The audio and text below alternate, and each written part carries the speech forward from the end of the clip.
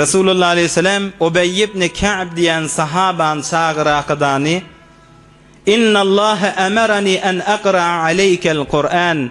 Ey Ubey, gel ştada otur.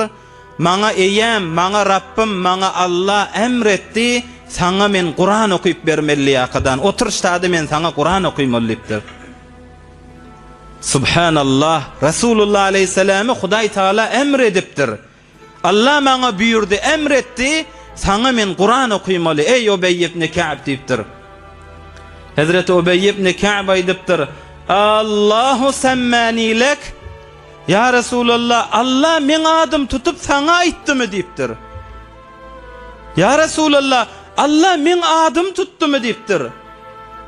Allahu semmani lek. Hudaý men adım tutaqydan sana Ubey ibn Ka'b Kur'an okuy diýdimi? Resulullah aleyhisselam aýdypdyr, Allahu semmakeli. Allah sen adyň tutaqydan Ubey'e Kur'an okuy diýaqydan aýtdy maňa diýipdir. Ey subhanallah. Allah sen adyň tutaqydan maňa aýtdy, Ubey ibn Ka'b Kur'an okuy sen diýaqydan aýtdy. Sen adyň tutdy Hudaý Taala diýipdir.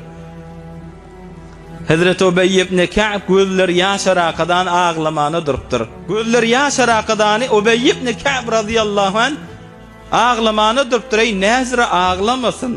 Alim jahanyň eýesi bolan Allah adyň tutaqydan Kur'an'ı şoňa okuy diýipdi. Näzire ağlamasyn bu gözler. Sahabalar näzire ýaşadyk, Allah atlaryny tutýamışdyk. Perişteler gurrun etýämiş. Resulullah aleyhisselam Hazreti Cibril bilen oturanna Hazreti Ebu Zer radiyallahu anh birden aňyrdan ýalfyllaqydan Hazreti Ebu Zer diýen sahaba adyn kän isleýäňiz Resulullah aleyhisselama garşyn gelýämişdik. Hazreti Cibril Resulullah aleyhisselama aýdypdyr, "Huwa Ebu Zer."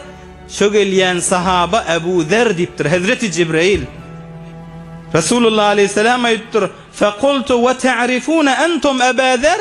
Ey Cibril, siz Ebu Zer'de tanıyanızmı diýdim diye. Subhanallah.